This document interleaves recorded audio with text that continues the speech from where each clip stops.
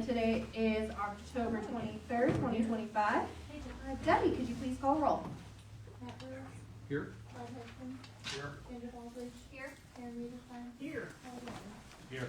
Looks like we have a quorum. If ever could please stand for the pledge. I pledge allegiance to the flag of the United States of America and to the republic for which it stands, one nation, under God, indivisible, with liberty and justice for all.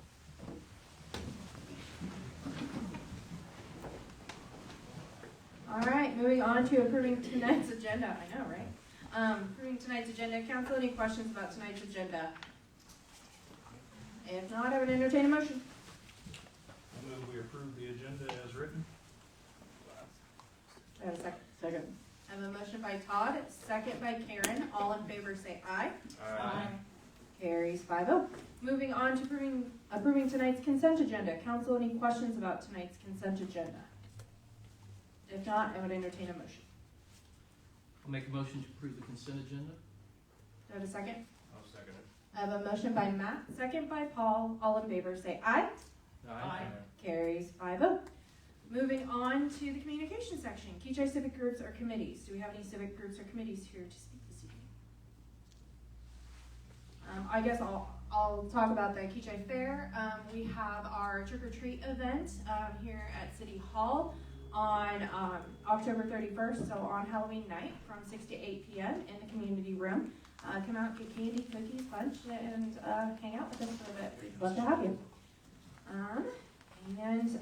Also, I mean, this is a really early reminder, but we also have Cookies with Santa on December 6th in the community room from, is it 4 to 6? 4 to 6 p.m. And afterwards there will be the tree lighting with the Chamber of Commerce.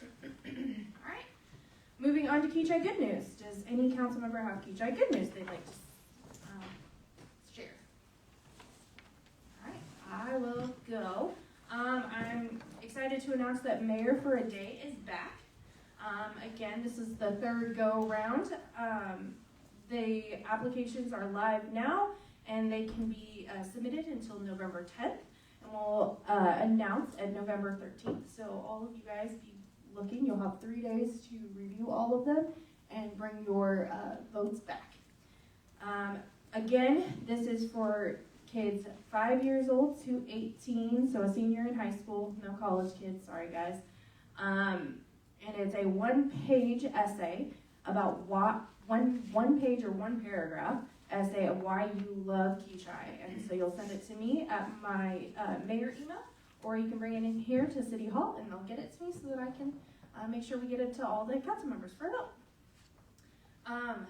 Chief, I don't know how much you want to talk about this or if it's in your report later, but the Kechi Police Department got a huge shout out for the extra effort you guys gave, not only at Movies in the Park, but also with a missing person.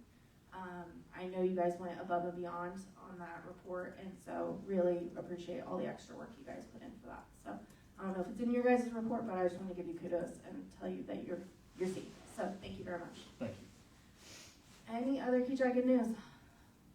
Staff, any Kechi Good News that I need to highlight?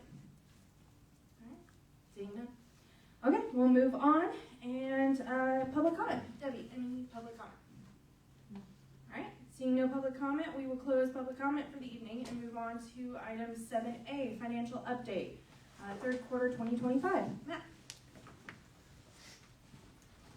Mayor and Council, we have Matt Long here tonight, our financial consultant, to give you a quarterly budget update. You probably noticed that we put the appropriations, or recreated the appropriations reports and put it back in the council packet from last time. But one of the reasons that we quit doing the appropriations reports is because it is just not a very relevant report to show council as to what our actual budget is, and that's why we have switched to having Mr. Long come and do the quarterly report. So an appropriations report, it just does not show the full financial picture of what the city's doing. It's kind of like looking at your check register. It shows what you're spending, but it doesn't show anything else than that. Through the budget process, the city council approves the budget, and that it appropriates everything that we spend for the year, okay? Okay, so the money that we're spending, all those funds have already been approved and appropriated. An appropriations report can show disparities in the budget. If large ticket items are paid up front, it can show negative type balances because revenues have not came in to replenish those funds. So I want you to keep that in mind when you're looking at that appropriations report, that it's really just what we have spent, what we have written checks for, projects that we have paid for, and it does not give a full financial picture of where we are actually at, and that's what Matt is going to talk to us about tonight. So please ask him any questions that you have. Welcome, Matt, number 2.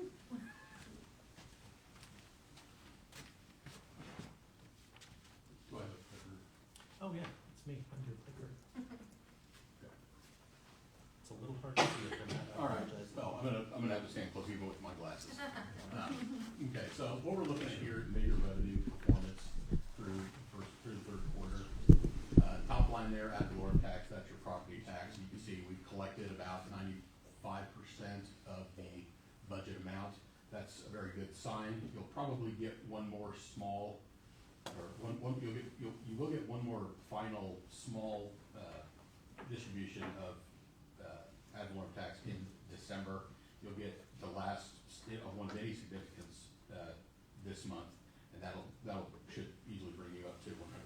Your delinquencies are not increasing or anything, so I anticipate you'll collect the full amount that was budgeted. Local sales tax, again, through September, you're at 87% of budget, which is above your projections, so you're collecting more than we anticipated last year. I'm gonna give Matt a report that I've been that I should include with this, a report that I've been tracking your sales tax revenue individually, this county portion that you've always had versus the new portion, the city portion, so you'll have accurate numbers on what that's growth there has been as well. I actually backdate it with prior year stuff, so you have a better comparison. Your franchise fees, you're 92% of collections through September. That's good. We could have budgeted that line a little bit higher, seeing as how you collected about $15,000 more than we budgeted for this year. And again, motor vehicle tax right on pace where it should be. That comes in a little bit more regularly than property tax does. With property tax, you get a big chunk in January, big chunk in June. Motor vehicle tax, which is also a type of property tax, that comes in more regularly throughout the year. It's not quite as focused on those two big distribution periods. Special assessments in your bond interest, again, you've collected almost all of those, which again, those follow the tax distributions fairly closely, so that's to be expected. You had most of it by this time of year.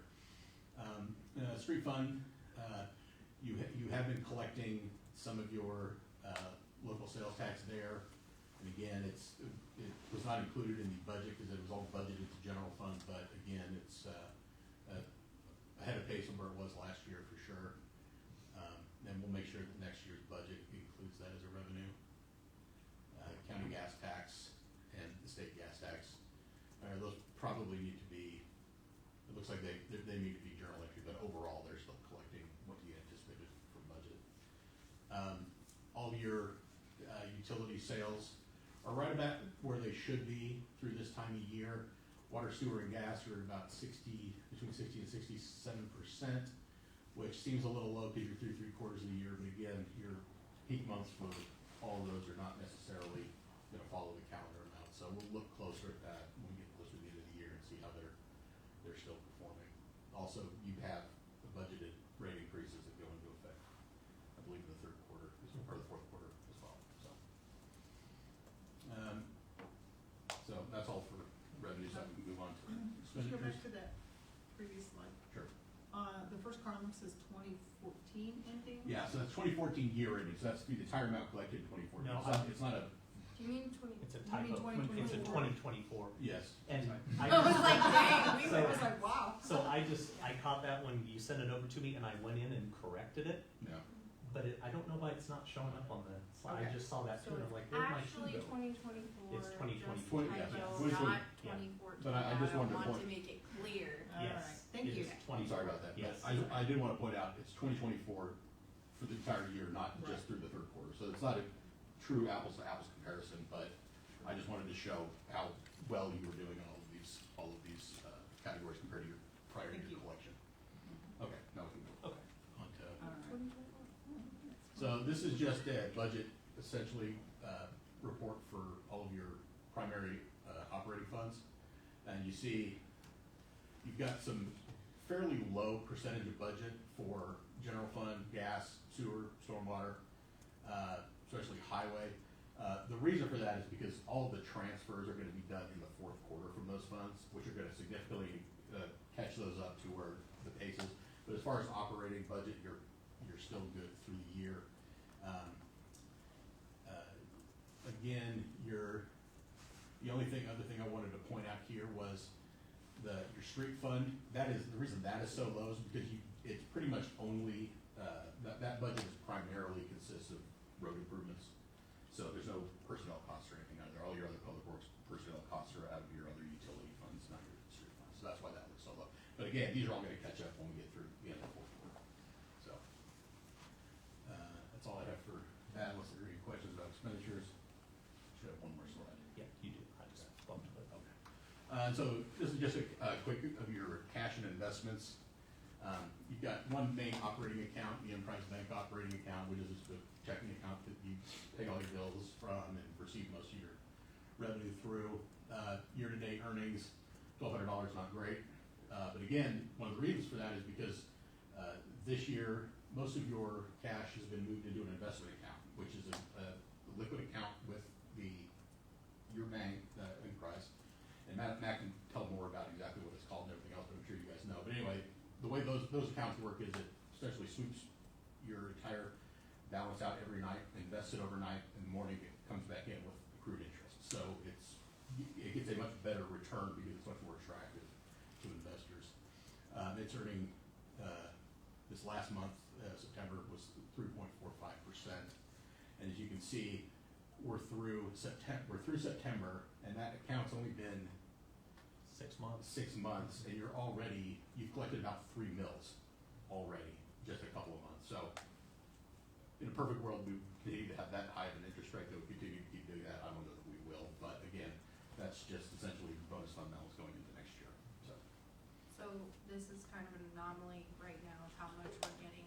Yeah. Do we know about, on average, what? Well, as What? interest rates continue to drop, our yield will continue to drop on that. But one of the reasons, earlier this year, we brought it to council and we told you we were gonna be moving those funds from the Kansas Municipal Investment Pool over to Enterprise Bank at those higher yield rates. This is one of the reasons we did it, especially on that sweep account, because we are really earning a lot of interest by doing that. And those funds are more liquid, so we're able to move those around a little more within our banking system if we need it. The city writes a big check rather than logging onto the state's arduous system and going through all their logins and verifications and then waiting days for it to be transferred over. We can do it instantly in this account. So for street projects, if we write a check for $150,000, we can automatically move that money over, so it's covered when it goes in. But as you can see, that was it was a very good move that we made this year, and we appreciate you approving that because it's really helped us out. And when you look at those numbers, that's 3 mils that we're earning, and we're not even through the year. So, and that's kind of free money to us. So it really helps our budget. So it was a good financial move by this council to do that. Thank you. Yeah, and I would also point out the only reason you've got such significant earnings in the overnight pool from the KMIP, the Kansas Municipal Investment Pool, is because most of that fund was invested with them at the beginning of the year. So for the first several months of the year, you were earning significant interest there, but that number's much smaller now that we just have a token amount there, about $125,000. And I recommend keeping something. It doesn't necessarily have to be that much, but I do recommend keeping money in that account just so it stays current, in case you do want to go. Because depending on financial conditions, you can sometimes get a really good rate from them for, a 180-day, 360-day loan that can sometimes outperform private sector. So it's worth keeping those accounts up in there. I've got for you. We'll have a more comprehensive report. We're getting ready for ratings call next week, so I will have a more comprehensive report for you that, I don't know if I'll be able to present it, but I'll certainly send it along to Matt for you guys to read it directly. Yeah, and we will have a year-end report as well. Yeah. That year-end report will come in January, once we get everything closed out. Yeah, and So, sort of the strategy right now with your financial reporting is to get us in a good spot for the capital budget process, which will begin at the beginning of the year. That's really the first step in the overall budgeting process, and it's in some ways the most important, because we need to see what we have available to do things outside of your regular operations. And this is the time we're kind of getting ready for that. In my past life, when I was a finance director, I would always beg and plead, please don't spend any unnecessary money in the last, at least month of the year, but ideally the last quarter of the year. Anything that can be pushed till January when we get that very big fat check from the state with our property taxes, let's please wait till then. But you know, necessary things need to get paid for, so I'm not telling you to stop things. But that'll kind of be our strategy going forward. Matt and I are going to get into that here in the next couple of weeks. So, thank you. Thank you very much. Thanks, Matt. Was there any questions for Matt? Said thank you in the meeting. Didn't ask any questions. Okay. the only question I have for council, is there anything else you want to see in a quarterly financial update than what we're providing?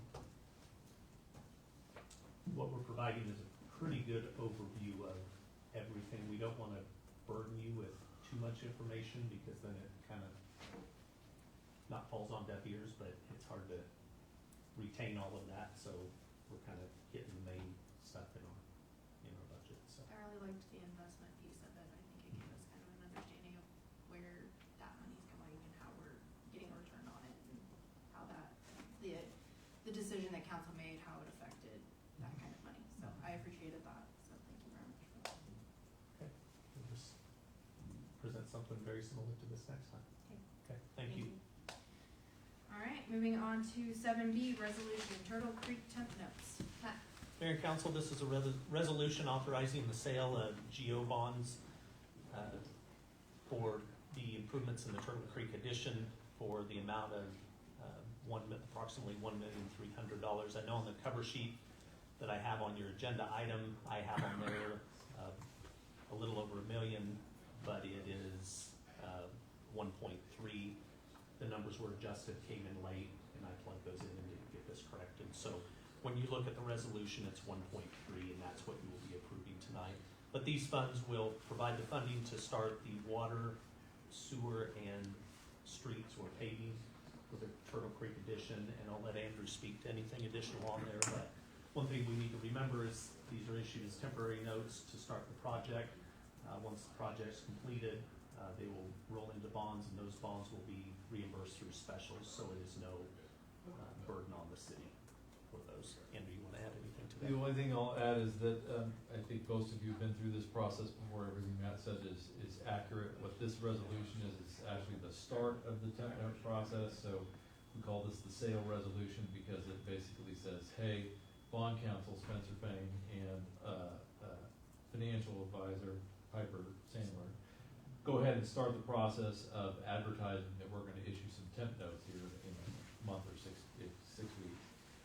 And so that's what this resolution does. Then we get all those notices together, get the whole sale process going. The sale will be scheduled for Wednesday, November 12th. That's when all the bids will come in.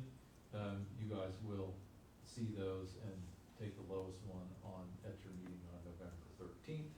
Assuming nothing catastrophic happens between then and now, and then we anticipate closing in the first week of December, and that's when we will have funds. And during that same period, I know we're getting ready, PEC's going out to let the bid, so we'll have the actual costs and contractors all lined at the same time. We'll be ready to get the work started. But any questions you have about this process, I'm happy to answer.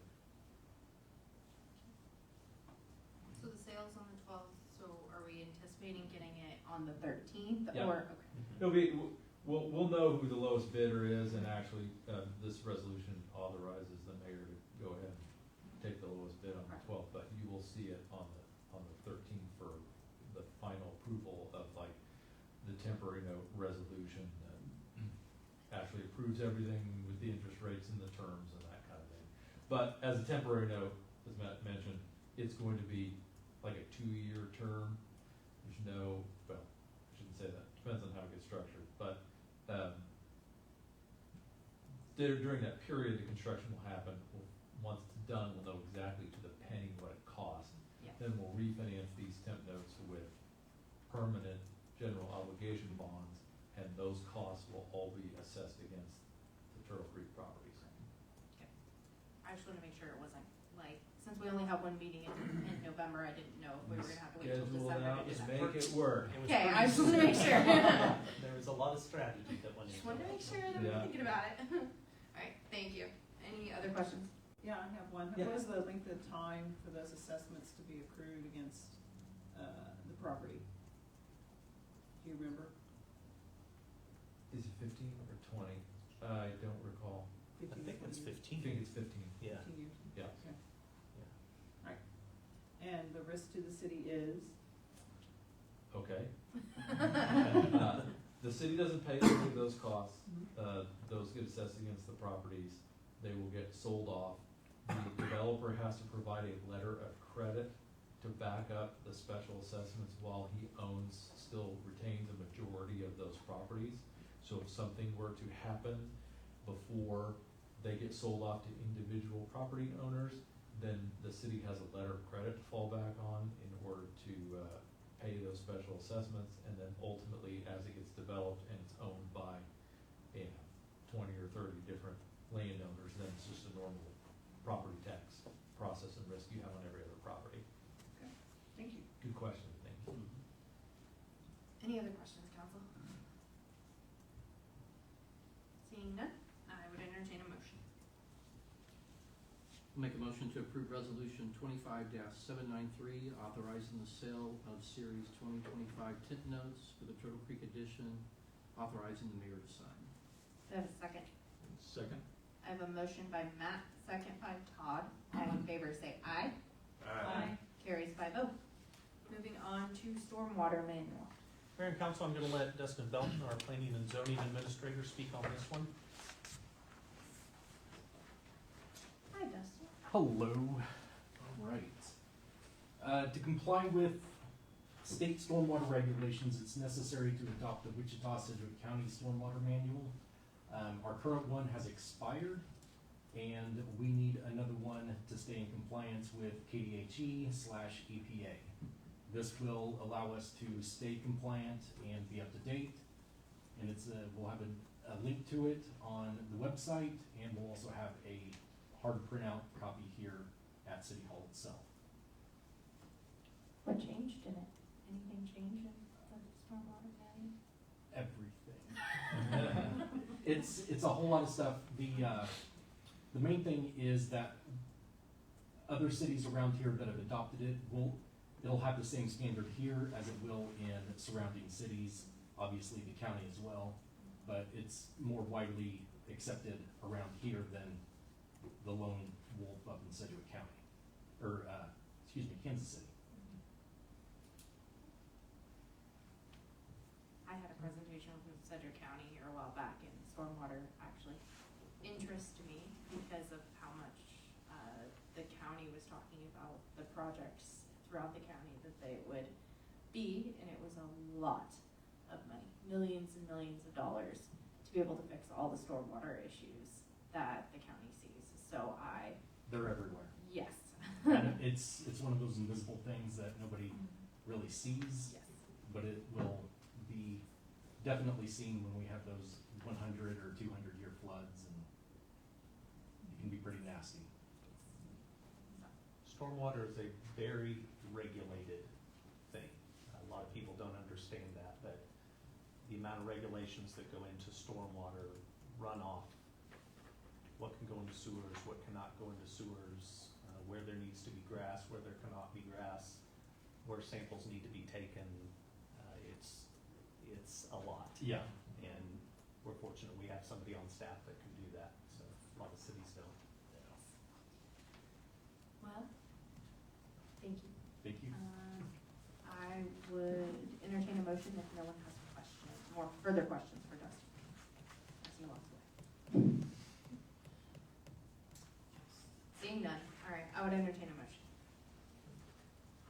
Move we adopt amending ordinance 1858-25 of the Kechi City Code, adopting by reference the Wichita-Sedgwick County Stormwater Manual, authorizing the mayor to sign. I have a second. I have a motion by Todd, second by Kendra. All in favor say aye. Aye. Carries 5-0. Moving on to planning commission appointment. Do you want to talk about it? Mayor, I'm gonna let you handle this one. I think you know far more about it than I do. So I had a resident reach out. He was very interested in planning commission. Had some great conversation with him. His name is Joshua Gaines, and he resides in Prairie Creek. He has worked many different jobs, some in planning and zoning, and has some financial background as well. I feel like he'd be a really great addition to planning commission from some of his previous experience in these fields. So I would entertain the motion, but I hereby appoint Joshua Gaines to the planning commission and submit such appointments to the council for consent. And I would entertain a motion for that request. No questions? I hereby move to consent, approve the appointment of Joshua Gaines to the planning commission. Do I have a second? A second. I have a motion by Matt, second by Karen. All in favor say aye. Aye. Carries 5-0. Let me get back to my thing. Alright, moving on to old business. Item 8A, Huffman Drive discussion funding. Matt. Mayor and Council, as you know, for quite some time, since I started here, one of my very first tasks was to start figuring out what we're going to do with Huffman Drive. I've had meetings with individual property owners, some of them once, some of them multiple times, trying to come up with a resolution for how we get Huffman Drive fixed. About 2 weeks ago, myself, engineers from PEC, and the property owners had a meeting, and it was just kind of an open discussion of how we can best go about fixing this road that obviously is in terrible disrepair in that area, and kind of who's gonna pay for it was the basis of the conversation. So there's some very strong opinions of some of the original property owners down in that addition, that when they moved in there, they had a good road, and when the city annexed it, they feel that there was deferred maintenance on that road, and that is what caused the condition of the road today. Of course, none of us in this room know what happened 20 or 30 years ago as far as maintenance on that road, so I really can't speak to what maintenance was done and what maintenance was not done. There's some discussion about the quality of the road or the standards of the road, if it was built to spec, if it wasn't built to spec.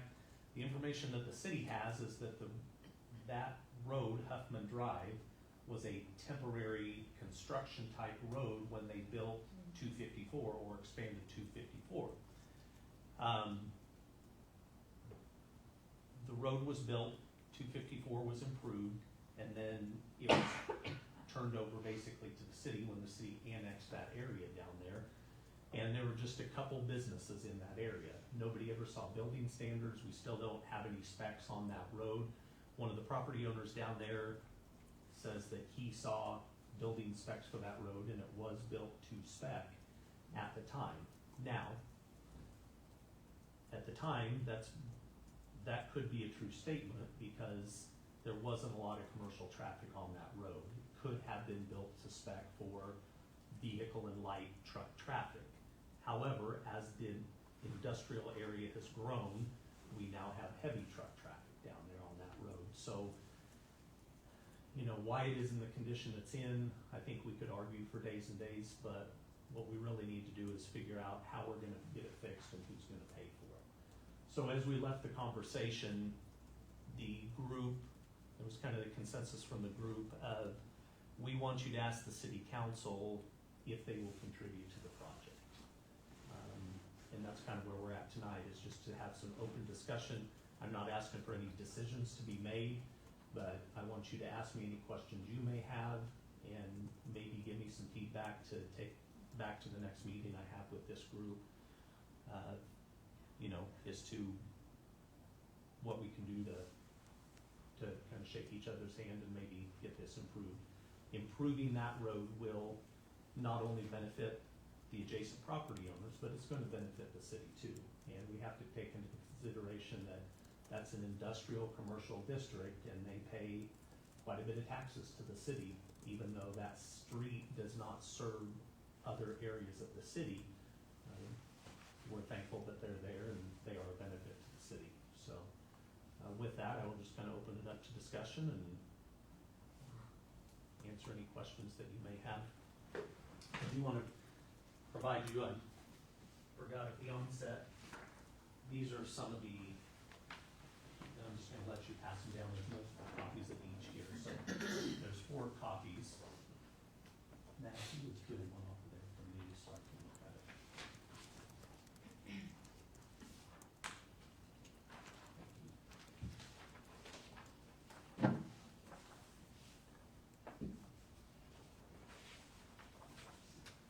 One of these two.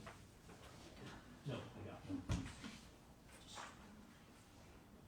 These are some of the preliminary cost estimates that we got from, we had 3 contractors come out and look at it.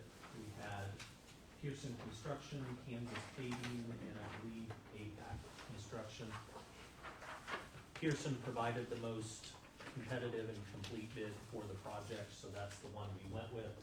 We then took that estimate, sent it over to TEC, had them plug projected engineering costs into it to come up with these figures. And as we go through them here, I'll explain to you what they are.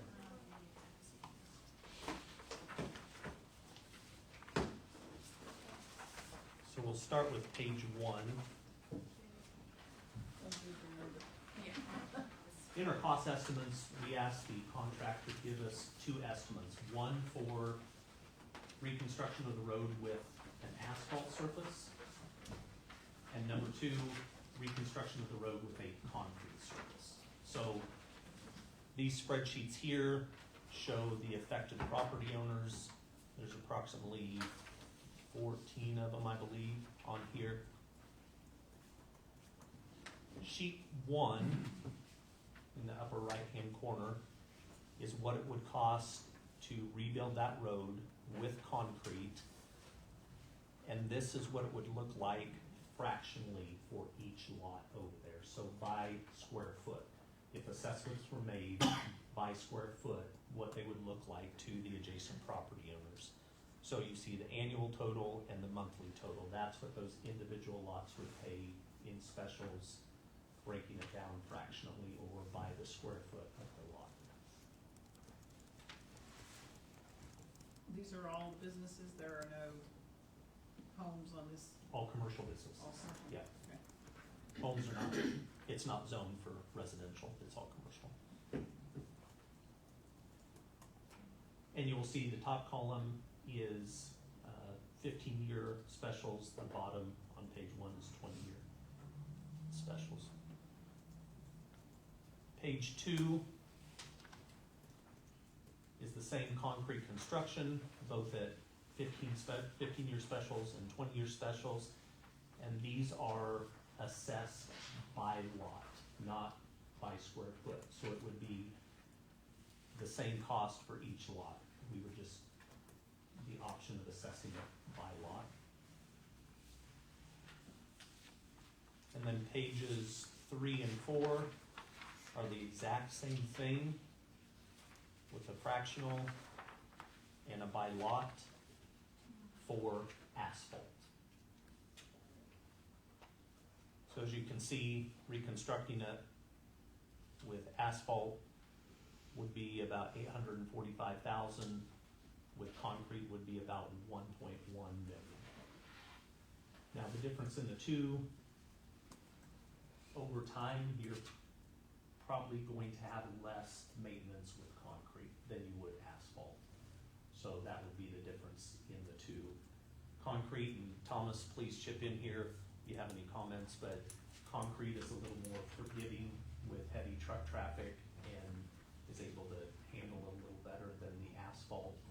especially when there's turns and different things like that. So these are just for your reference. I can answer any questions on them that you may have. Late today, I did have another conversation with PDC. I explained this was coming to council tonight, kind of reviewed our discussions from our meeting, and Tim, our assigned engineer at PDC, said, you know, I never thought of this. He said, but there is a paving and repair and overlay process we could do in that area that may buy us some time. Okay, I'll get back to that in just a minute here.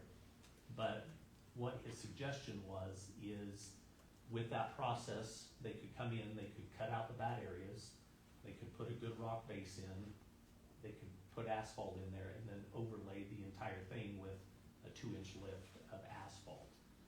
He said that would probably buy 5 to 7 years of use as is. His suggestion for that was, because this is a big ticket item, and we have not built it into our budget, if we would want to do something like that, it would give us time to plan and budget for replacement of that road. So he's gonna work up a price for that.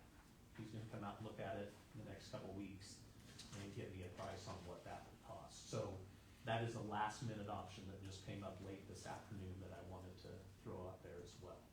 Some of the discussion from some of the landowners down there was, can we just cut out the bad areas and rebuild that part of the road and leave the other part that's not bad? We could. That's an option. I don't know the longevity of that. I'd really have to talk to our engineers to see if that would be feasible to do something like that. But with that information, what are your thoughts? Matt, when was that property annexed? It was in the 90s. I want to say early 90s. And PC did some looking and they couldn't come up with an exact date. We probably just need to dig a little more. But it was, like I said, constructed as part of the 254 project. And then shortly after then, the city of Kechi annexed that property in with the roadway. Do we know the difference between the longevity of the asphalt versus the concrete? Thomas, you want to help? Do you some time? So asphalt, especially with a heavy truck like that, you're probably gonna get 20 years max, maybe 25 if you're lucky. Depends also on your base underneath the road. So usually, typically, if you're gonna build a road with heavy traffic, you want about 8 inches of hard rock brought in compaction, probably between 98 and 100% underneath before you even put the asphalt down. Then it's also gonna depend on how thick you go with the asphalt too. Typically on heavy traffic, like Tibu Street, for instance, is 8 inches thick. It's already showing some wear and tear on it. It hasn't even been in there since, I think it was constructed in 2013, so about 12 years. We're already looking at doing a mill and overlay on it. So, it just depends. You know, we got KDOT drives on that quite a bit. We got highways, semis that drive off there to KDOT to get weighed or whatever it may be. Typically with Reyes being down there and some of the heavy equipment that can be drug in and out of there on a daily basis, I would say you're probably pushing 15 to 20 with asphalt. Mason Drive, we went ahead and made that one all concrete. If you guys remember when you guys voted on that to make that concrete, the reason why we did that was because at the time oil prices were higher and it just made more sense to put the concrete in, since they were going to be driving in and out of there. My preference would be concrete, but I'm not paying for it. So the option of repairing just certain sections is probably a no-go. There is no base underneath that road. We've dug it up, I don't know how many times. I've fixed and patched. I think I spent $20,000 on it last year, just bringing in rock and cutting out. And the reason why we brought the rock in there is because if you go out there and look, it's as hard as concrete. The other option that nobody's talking about is just milling it up and leaving it, which costs them nothing other than the mill up and leaving the asphalt lay. It would just be another road that we have to maintain and grade, but it's a half a mile long, so there's that option too. But it's kind of up to the council. Forever Road, 5 to 7, I wouldn't say it's gonna last that long. I don't know if Tim went back and looked at PEC's original street plan, or if anybody's pulled that manual out or looked at that from that phaser rating that they initially did in 2013 with what that road needed. So, I would suggest that we pull that manual out too, just to make sure we're on the same page. So how much maintenance is required for concrete? It sounds like there's a lot. Pardon me? That was gonna be my question. Oh, Go okay, ahead. sorry. You're fine. Stole your thunder. No. I mean, it sounds like to me asphalt is probably not the best option just because of the wear and tear, but, compare that to concrete, what would the maintenance? If I had my preference, for heavy, traffic areas in this city, I would never put asphalt down again. I'd concrete every intersection where people are stopping so you don't have any raveling of the asphalt. I'd concrete every cul-de-sac, so you don't have that in the breaking and chipping in everybody's cul-de-sacs to see how much those splinter. Where every dip would be at, I'd put concrete in, anywhere that you're gonna have a hard impact, or a slowdown, I would concrete. I know a lot of cities are doing that, even with their asphalt, they'll put a concrete in certain places. I think there was even in them plans to put concrete just where Reyes turns in and out maybe, and then at the end, and put asphalt in between. I don't think it was total asphalt, I don't think, but I'm not sure if there was 2 plans or 3. When I went out and asked for bids and had them, and met with the contractors on site. But, anywhere that you're gonna have heavy truck traffic, semi trucks and 18-wheelers, I would definitely, go with the concrete option. Just because you don't know what they're carrying or what their load's gonna consist of, so. I'm already looking at maybe a mill and overlay on Teagle Street, so. Look at Woodlawn, just since we've taken it over with all the extra traffic in the last 4 or 5 years, it's, taken a pretty good beating too, so. But up to you guys, and like I said, it's not my money. I don't have to pay, it's not going on my specials either, so. No, I don't know if anybody's there's a- arguing that concrete's the better option quality wise, it's just what's the cost benefit and what can we afford? Concrete's probably gonna last you 40 or 50 years. That's what Um, I was You know, if wondering it's if I put in missed that. correctly and poured to the right specs, with a good base, it's gonna last you, 40 or 50 years. Where asphalt, if you got a good base, you might get 20, 25, 30 out of it. A lot of it depends on your base, but, But it's gonna require more maintenance on asphalt, right? correct. Yeah. Year in, year out, Correct. you're, I mean, you're gonna be crack sealing, you're going to be, maybe doing like Prairie Creek and putting a microchip in, which I'm not a big fan of. I'm a bigger fan of a mill and overlay, so a mill and overlay gets you about an 8 or a 9 on a phaser rating, which is almost a brand new road, which is gonna get you 25, 30 years out of that road. A chip seal or whatever, that you're doing is only gonna get you about 5 to 10, like what they recommended there, so. And I think another thing for the city to take into consideration is that road is at its life expectancy.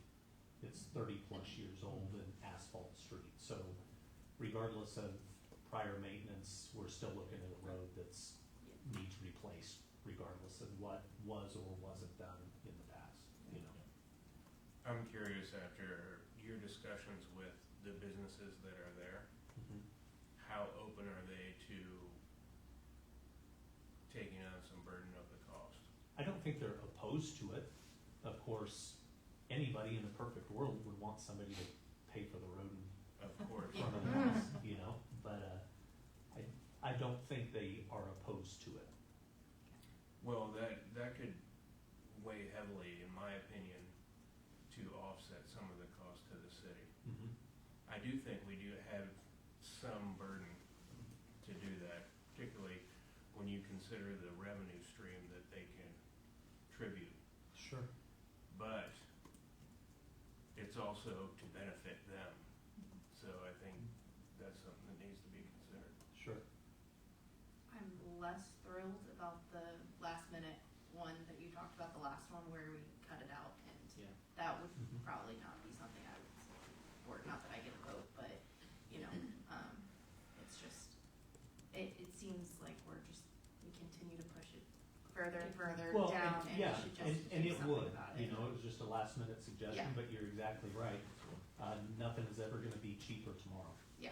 It gets more expensive every day, and, 10 years ago, when they talked about fixing Huffman Drive, it probably would have been $500,000 cheaper than it is today, because those costs just continue to escalate and nothing ever gets cheaper. Well, and you consider the cost difference between the two, it's not significant No. when you consider the longevity of the concrete versus the asphalt. And depending on timing, we may be able to incorporate some other projects, if we have some other road repairs in the city that need to be done or something like that, incorporate those into this project as well, to, bid a project and maybe get a better price on it as well. So would the next steps be to advise you to go back to the property owners? Just give me and- some guidance, but, I kind of hear from Paul that, yeah, he feels that the city should contribute to that, but he also feels that the property owners should contribute as well. What that percentage is, we don't know, but that's, what you have me here for, and for me to find out and come to a resolution and something that's workable for both Well, the I'd city be and the curious to property see what their thoughts are on asphalt versus concrete, when you look at the numbers. owners. Mhm. So if they would rather go with the concrete, I'm okay with that. But, all right, let's talk about offsetting the cost. Right. Sure. Yeah, they're gonna want concrete, are they willing to help pay for that? I think they would be. Yeah, I can't speak for them, but I think there would be some buy-in on that. I have no doubt that's what they want. Yeah, I think if you're gonna pay Yeah. specials and it's, Not that much different. the difference is not that, And for us as a Significant? city, in the long run, it's gonna be less maintenance, so Right, less money right. we have to put in, because no matter what we build out there, we're going to have to maintain it. And if we can spend a little extra, if we can save several $100,000, or spend several $100,000 up front and save $500,000 over the next 10 or 20 years, I think that's cost effective for us. It'll prevent this conversation from coming up again quickly. Yes. None of us would be here. Yes, I correct. plan to be here. Right? Do you have enough from us to be able to do that? Or do you Just so I hear you, I can take back to the Yes. group when I meet with them next time that yes, the city is interested in coming up with some type of partnership or cost share to get the road fixed, and we need to figure it out and bring it back to you. Yes. I would, just weighing in, I would say if, this isn't a recent annexation. If we've owned this property for 30 years, Yes. we have the obligation to property owners to keep the road where it should be. I'm less inclined to upgrade a road for them that would be benefit for them. And to me, this would be an upgrade, so I do believe they do need to, have some input in this. Okay. Understood. Thank you very much. Okay, thank you. Appreciate it. All right, moving on to council reports. Does any other council member have a report this evening? Why, certainly, Mayor, I do. Thank you. Welcome. All right, so the park board met Monday, October 20th, to plan a park design reveal day party for November 21st at 6:30 p.m. The location, right now, we do have the location set for the community building, but it's still kind of possibly in the works.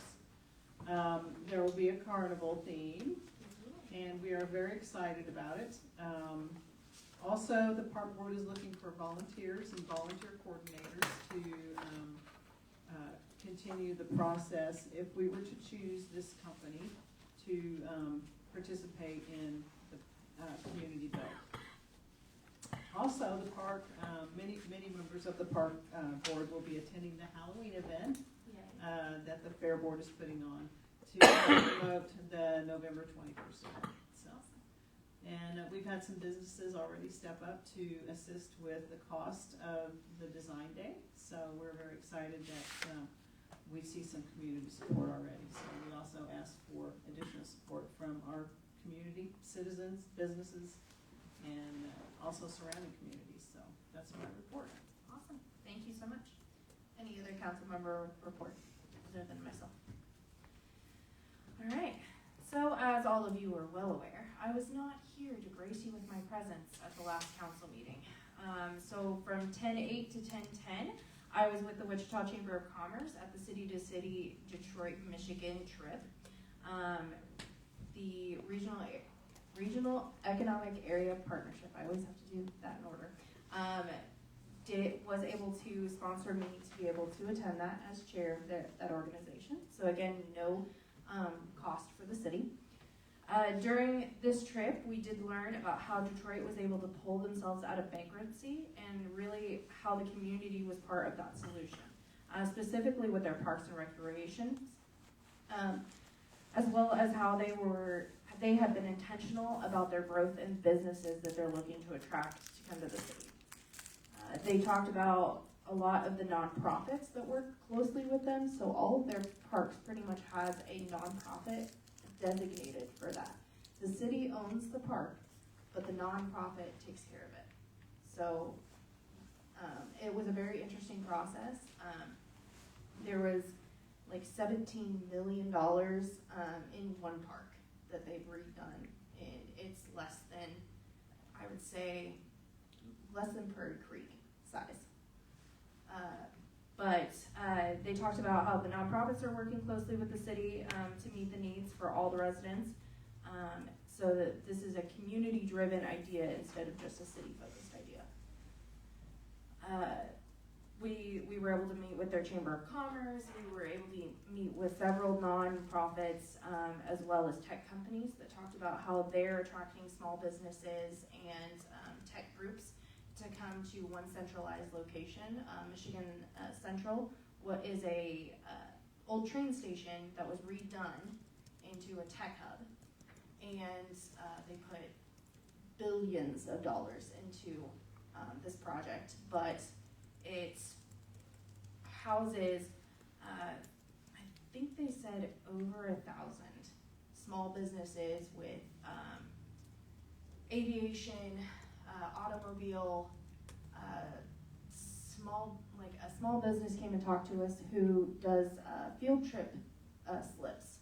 So you get on this app and you as a parent could sign your kid's field trip slip instead of getting the paper one that your kids never bring back to you, right? So just different businesses along with colleges are all in this one area to attract each other and to help promote what Detroit is doing. So it was a very, very interesting trip to be able to go and experience with them. On 10/17, I was able to attend and volunteer with movies at the police station. I almost said movies in the park, but it was at the police station this time. They did show Hocus Pocus. It was a great time seeing everyone come out in costumes and have just a fun time with neighbors and family. Items I worked on, same thing. I was able to attend the city to city, volunteer with movies in the park, discuss agenda items, talk to the city administrator and staff, and work with the civic group members. Announcements, again, Arts Council is participating in Adopt a Cause fundraiser where you have the chance to win one of 2 cars. Tickets are $10 each and they are available for purchase at Gino's or at City's Quilt Shop. Tickets are on sale until November 17th. Another plug, Halloween trick-or-treating here at City Hall hosted by the Kechi Fair will be from 6 to 8 p.m. in the community group, Cookies with Santa, December 6th, as well as the comfort baskets. The donations will be until December 5th. Mayor for a Day is also going on. Applications will go on until November 10th. And I swear I'm done with my report. All right, if there's no other council report, moving on to staff reports. Public Works, how are you? Tired. Understood. So I guess most of it's in front of you. Mowing City Hall once a week like we normally do, usually on Thursdays before council, so you guys come in here and don't say what's going on with that. That's great. Graded dirt roads a couple times, hauled out 100 tons of sand and dirt up there.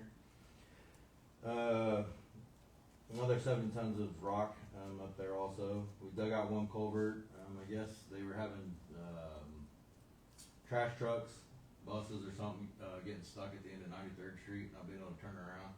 I guess for years they just used one of the guys' driveways, to get out. Had water backing up, so we went in and cleared both sides of the ditch up there, put in new culverts, cleaned 2 old ones out so we could get that water flowing again. Then the homeowner told me this year the Valley Center passed to where they can't no longer turn around if they're not a cul-de-sac, so. But at least the trash truck will be able to turn around hopefully. Myself, Malachi, Noah, Jason, we attended trenching, shoring, lockout, tagout. A lot of that's been happening this year, a lot of trench cave-ins, a lot of people dying with H2S gas down the sewers, unfortunately. Over 400 a year, so I don't wanna be one of those statistics for none of my guys. They're actually required to have somebody here on staff that is lockout, tagout, trenching, and shoring certified. Just easier, so I don't have to go to every job site to have somebody else other than me trained, so, that's helpful. I would like to say that everybody there passed over at 90%, so, I think there was 4 or 5 on 100%, that were also, so paid attention really well. We started replacing and reprogramming gas and water meters. It's been a non-stop battle, recently. We got a lot of old outdated meters in the city. 35, 40 years old, you know, they're actually supposed to be changed or checked within 10 years, of being put in. So some of them are extremely old. The reading system software on them won't even, they don't work, they don't mesh together. So we're slowly turning those out and changing those out. Until we do, we'll still be reading those manually, unfortunately. Citywide cleanup. We filled up 4 30-yard dumpsters. Lots of brush dropped off. I don't think there was no breaks down there at all. Lots of brush being dumped. I think that pile tripled in one day. So, good turnout. Placed topsoil in the corner down here. Had over 100 locates. I'm sure I had about another 40 in the last 2 days. So, phone never stops going off, never stops ringing. We did receive our 2025 Chevy pickup truck. You guys have seen it out there. It does have lights on it. We're waiting to install something on the back. We ended up paying about $5,000 less for it. I didn't realize that the toolbox on the back, Earl asked for aluminum. When the guy said it was gonna be 8 to 10 weeks before they could get an aluminum bed, but he had a steel one that was about $7,000 cheaper. I said, well, I don't really care what it's made of. Just give me the steel back. So we were able to get the lights and the back for about $5,000 less than I originally came in here for. So, overseeing the street repairs at Comanche Street, Circle, Caveira Court, Cherokee Street, and repairs on Tequa. Don't know if anybody's come in on Tequa. That looks a lot better. That road's draining a lot better than it was. There was actually concave in the center. So it was a good we got to it this year, before it turned into a Huffman moment. I'm not quite sure what's underneath that road either, because that was a KDOT road that was put in for when it was a dead end. So, received plenty of calls about that one. It's hard to get after a contractor while you're in Kingman, but those phone calls were made, and hopefully wasn't too much of a headache for people. Worked with NPL, got the contract ready for the downtown project. They should, as soon as that material gets in, you'll start seeing them out there. More flags, more locates for 61st for Kechi Road. There will be times that they'll be down to 1 lane of traffic, so bear with us again. I know unfortunately we just opened the road up. Tuesday night, had a gas leak that I worked. That was at 7 o'clock in the morning till 4 o'clock on Wednesday morning for me. So 21 hours straight. Unfortunately for us, the leak was before the regulator station, so there was no way of centralizing it off. I don't think anybody froze to death Tuesday night, so we were able to get a bypass on there, and while everybody slept and stayed warm. Me and Vern and Earl were out there with the guys from NPL, making sure we got that repaired. I think that leak was probably there for 45 years. Oh, wow. When we finally pulled that pipe out, it was a improper weld, cold fusion weld, that probably opened itself up a little more when we upped the pressure in town from 60 to 80 pounds of pressure. So as the city grows, we start upping pressures. You know, I hope to not find any more leaks, but And how did you find that? Just routine check? so no, the city recently let us purchase, you guys let us purchase, well, I think Matt signed off on it, but a LZ30 laser machine that you can point through windows to pick up natural gas. For years, we always thought it was a nuisance leak. The CGI that we have, gets the gas in the air as soon as you go in. Flame pack we have will pick up gas down to 1 part per million outside. So it picks it up quick. Well, when you go in and raise up, you're not looking down, and then when you spray the regulator station, you find a leak here, leak there. You think that's maybe what it is. Dump day, I was like, man, that's leaking pretty bad. That can't be just a nuisance leak. They're like, oh no, it's those 2 new regulators they put in. I was like, no, I don't think so. I said, so take that LZ and burn one over there, and swept it across the ground, and sure enough, you found that flume coming up out of the ground. So 80 pounds of pressure through a 6-inch main, and was blowing, and we uncovered it, and I thought, man, I should have just left it for a little while for another day, but it was only gonna get colder. So I stomped dirt back around it and called in the steel welders. So probably not gonna be a cheap fix for 14 hours on emergency, but it should be done now. We replaced that poly with the steel 90. Should be good for another 50 or 60 years. But we all gotta remember that regulator station is 70 years old. So hopefully we get some grants coming up from the federal government. We can apply for those, and those will help us out a little bit. The other thing I want to bring to your attention is I talked to Subject County. They're dropping more roads on us to maintain this winter. I hadn't talked to Matt yet about this. I haven't signed the contract. They're going to give us 61st all the way to 77th Street on Oliver. Basically then 77th Street to Hillside, from Oliver to Hillside. That way we can get to the dirt roads. And then they're also giving us 93rd to 101st. So on a hydraulic. That portion of the road is mainly Kechi residents, so we've never taken care of hydraulic before. They will do the half mile from Oliver to back towards Hillside on 53rd, but we will still maintain Oliver to Hillside on 61st. So another 4 miles for us to push and maintain. So if we get to these houses and these residential areas a little later, bear with us. But I'll talk with Matt about the contract. I'm sure you guys will have some questions too. I'm not inclined to sign it right now until everybody talks through it. Just something for you guys to mull over. When I talked to him, I asked him, I said, well, how do I get out to Hillside or hydraulic when you guys are so late to get there? Because we beat the county out every time this year. And he didn't have a good answer to that. He said that they had 4 crews to push all of North Sedgwick County last year. And I have 5 or 6 pushing here. So I think this is gonna become a trend where they start giving a little more each year to us. I have 2-3 plows, but if this continues, we'll probably be looking at a few more to put on trucks and push. So a few more brine machines, salt and sand. Do we Go ahead. have any recourse against it? I mean, Nope, it's a 2 state years thing. ago, they did this and pushed more maintenance on us, and now they're doing it again.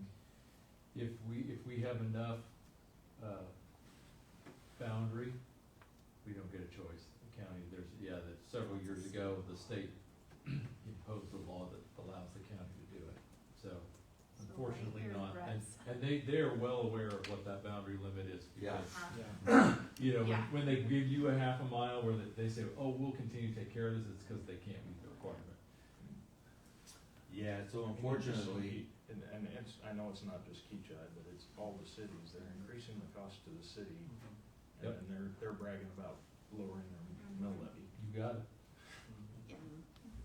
so I just kind of brought that up for you guys to be aware of, especially for the impact for Public Works and getting guys out and pushing and. Yeah, and Todd, I'll talk to Thomas and we'll figure out what it was, or what additional we may have to cover, and I'll get with our county commissioners and talk to them as well too, before we decide on anything. So just to understand this correctly, so on Oliver, we're taking over 61st to 77th, correct? Is that what you said? Correct. Okay, so when we say that, so I know at one time, we had some conversation, Matt, about the crosswalk across from the park. One of the issues was the county and that was a county road. So do we now have more leverage to, for example, where I'm going with this is, I would really like to see something like we have down by 254 and over here by Old School Tap House, where people can push a button and there's flashing lights and they go across the crosswalk. Because that scares me every day there, that crosswalk across from the park. So now that that's been pushed on us, at one time it was, well, we had to check with the county before we could paint lines, we could do some things like that, but as far as anything greater than that, well, that was county road. So now do we have more leverage and authority over that crosswalk? Am I making sense? Yeah, that's a good question. I wasn't aware of some of that, but let me and Thomas talk, see what we may be inheriting, and I think it's, a good talking point for the Yeah, county. really, I think that's probably the most critical crosswalk in town. I think that they're just giving it to us to maintain during the snow. So they're still going to put the overlay on it. They're still gonna put the overlay. Yes, they're still gonna maintain that. So it's really portion not, for now. they're not giving us ownership of the road. No, just But during maybe we snowfall. still ask about Yeah. that. So that was maybe my next question, which could be a much bigger impact. Do they also have the right to give us the road maintenance? Yes, It's a DNX. yes, they do. Yeah. So, So I guess be careful how. yeah, Or- how far we Yeah. push. So that's why I'm bringing it to you guys now. I could definitely see all of 101st becoming ours from the highway over to Eldersley Farm, both sides. And unfortunately for us, we have to push all the streets. I can't leave them packed Yeah, sure. between, Hillside and 69th to, 70th. I gotta get there to 93rd, so I'm just gonna plow the roads on my way there. There's no sense in me just leaving it. I know we plowed 61st to 69th last year, and I had calls from 69th to 77th on Hillside. Well, hey, how come Kechi didn't plow our roads too? I'm like, well, you're not in Kechi. You're Park City, call them. But if you wanna be in Kechi, just ask, But yeah, I think that's it for me, unless you guys have any questions. I just want to say thank you for the 21 hours that you did. So we greatly appreciate Yeah, thank it. Vern, he came in the next day, so. We appreciate him. Thanks. So, and we appreciate all of you, but thank you Especially guys. after that natural gas training that we went through. Yeah. So, thank you very much. Police. I've got my notes on my phone, sorry. Sarah, look at this. So I'll try to keep it as short as I can. PD continues to clean up the city. A few highlights we've had so far the last year and a half. We were able to shut down drug operations and junk in the trunk. That case is through and I believe been taken care of. We shut down drug operations CBD shop. This has allowed legitimate businesses to move into those locations and actually spurring the economy of Kechi forward, which is good. We'll continue to do that. We've shut down multiple houses in Rock Point, pushed out dope operations in those. Officer Little continues to step up. The last 2 weeks he's seized over 100 grams of methamphetamine via traffic stops and interdiction efforts, so he's doing well in his position, so I'd like to give a shout out to him, as well as a pile of illegal weapon seizures that we keep accumulating. So evidence is getting very full. All that coupled up the 36 totes of narcotics we have in there right now that I gotta get out there for testing. We're running out of space pretty quick, so we have a leaning tower of totes because the bottom tote collapsed, so it's kind of a little sideways. Friday was definitely an interesting day for us. You guys probably saw us running all over the place on Friday between the chili cook-off here, the calls that continued to come in, the suspect that was on the run, and the movie Night in the Park. Our officers did a great job of stepping up and getting things done there. The arrests that we made on Friday closed out many burglary cases. This guy was a serial burglar for Central County as well as Kiowa County, which is where the truck was linked back to. I want to highlight the importance of our networking that we do in Kechi. I'm a big proponent for that, of sending our guys out to train and go to different conferences. Kiowa County, the officers they sent over, I worked with in canine circles, and so we already had a working relationship and knew exactly what needed to be done. So they brought 2 search warrants to us to execute in Kechi to help close out their cases. So one was executed down at the storage units and another at a house in the area that we were searching for him. So those 2 search warrants are executed. those cases were taken care of. So we'll see what happens with that case. We'll continue to follow it. Officer Carpenter, promoted to Master Patrol Officer. You guys have that in your packet there. He continues to lead the agency in statistics and efforts, especially on the drug front.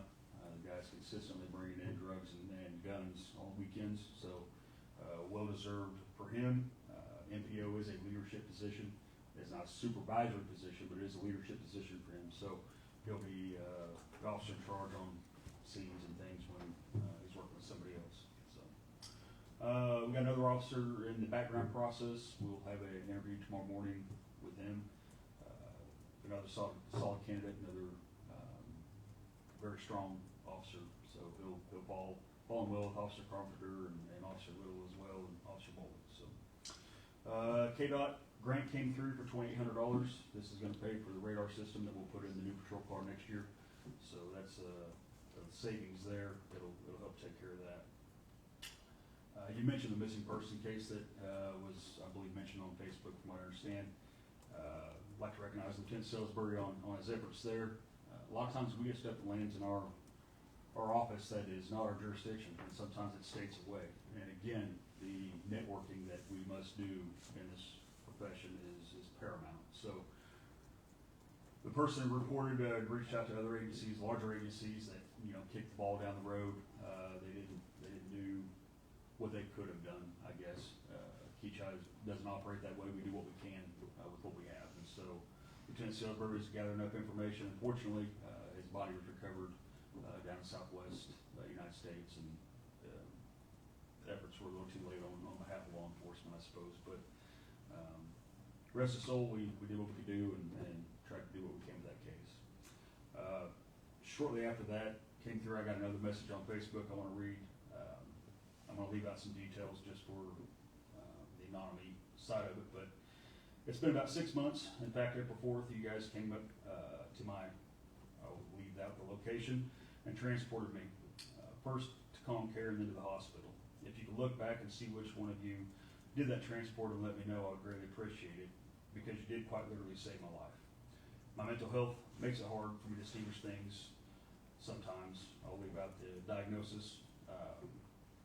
I'm also a diabetic, and I was in a situation on death's door. Your kindness, compassion, and general human decency was and is much appreciated. I don't remember much from that day, but I vividly remember that.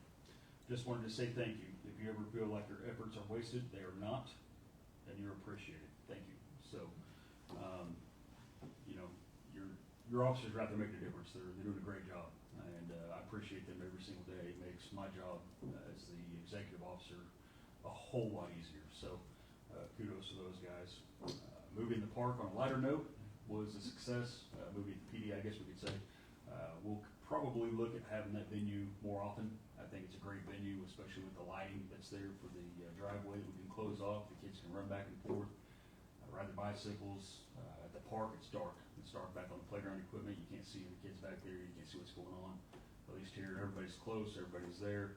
The logistics of it is so much easier for our officers, instead of moving the barbecue grill and all the totes and everything that we got to move down to the park, especially without a trailer. That's going to be a purchase of next year, so we can help with the logistics of all that. But we'll kick off moving the park again. I don't know that we'll be able to squeeze another one in. It's getting chilly at night and whatnot, but we'll probably try to get back to moving the park March. We'll look at that and see what the weather does. So fishing derby probably within the next month. The afternoons are real nice, so good fall time to sit around the pond and get slimy and wormy and all the fun stuff there. But that's where we're at. Any questions? Can you introduce your lieutenant? Because I don't think everybody has met him. Okay, yeah, Lieutenant Salisbury, he's hiding back in the corner. So usually he's off by now, so he got the day shift with me. But yeah, great hand. Lieutenant Salisbury and I go way back. We worked together since I was early years as a deputy in the early 2000s, and he is an Andover officer. We've always been in the same circles, working together, like-minded, and hard charging. So we're very, very lucky to have him with us. Yep. Thank you. Can you remind us how many officers, how many officers we currently have on staff? Well, that number changes a little bit. I know. So right now we've got 5 on staff, I believe. Let me make sure I got my numbers correct. Yes. Is that including you? But it's, well, 6 including myself. So, yeah. Just wanted to make sure. All right. Thank you. Yep. Appreciate Thank it. you. All right. Planning, zoning, stormwater, code enforcement, anything Dustin does, especially IT. Right, so zoning, I called the county and asked them if we could take over a few more roads. They said yes. So we're leaving you. We currently have 5 planning commissioners with 2 empty seats, now just 1. On October 14th, planning commission heard 4 cases and a BZA case, just one of those. 3 of the cases have a recommendation of approval, while 1 has a recommendation of denial. There was 1 BZA case, and the planning commission tabled that one until we find out what happens with the denial case when it is presented to council. At this time, city council is scheduled to hear 5 cases, 3 of which are rezoning, 1 is a plat, and 1 is a conditional use. I'm also going to sneak in an annexation in there during all of that. Debbie requested that we have all those cases on one night. IT. Poor Debbie. Yeah. Sorry, Debbie. IT, relevant audio and visual had a solution for new equipment, cost of about $18,000. We're skipping out on that. They are probably sending 2-3 emails a day asking what they can do to fix that problem. And so far they don't like the answer of make it $15,000 less. Those were my directives. Yeah. Actually, I tell them, I said, make it $15,000 less and we'll talk to them. Yeah. I'm working with Deputy Chief Salisbury, making a few changes to some of the phones here in City Hall and the police department. We're updating the screen names on the phones and how the call flow works here and there. Stormwater adopted a new manual tonight. I appreciate that. Code enforcement, a couple phone calls came in and some letters were about to get sent out. I can't name one property, but I went out and was taking pictures of the violation. The people riding the horses called me before I got back to the office and said that they would cut the lawn. That was taken care of real quick. Cool. But that's about it. Thank you. Love it. Thank you. Administration. Yeah, Debbie, you have anything?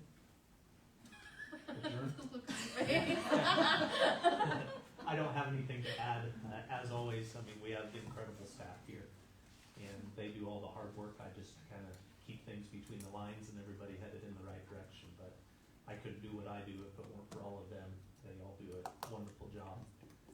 From the guys who work on the streets to our department heads, I can't thank them enough for what they do. I truly appreciate them. I don't have anything other than that. Okay, thank you. Executive session, 20 minutes, non-elected personnel. I would wait. Go. All right, Madam Mayor, I move we go into executive session. The subject to be discussed during the executive session is non-elected personnel. Per Kansas State Statute 75-4319B1, the justification for closing the meeting is discussion related to non-elected personnel matters. Time and place at which the open meeting shall resume is 8:38. Do I have a second? Second. I have a motion by Todd, second by Kendra. All in favor say aye. Aye. We are in executive session.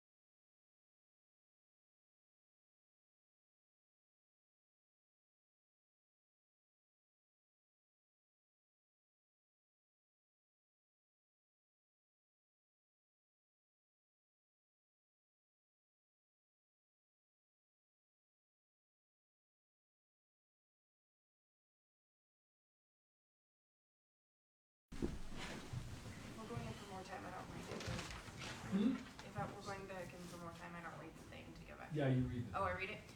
As we return to regular meeting, I want to remind everyone that pursuant to Kansas open meeting statutes, no binding action was taken by the city council while in executive session. We do need more time, so how much more time? And does he need to read the thing again? Yes. You need to read the thing again.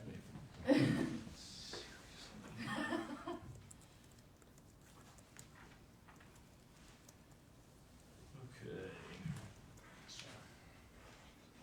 Madam Mayor, I move we go into extend the executive session, subject to be discussed during the executive session is non-elected personnel per state statute 754319B1.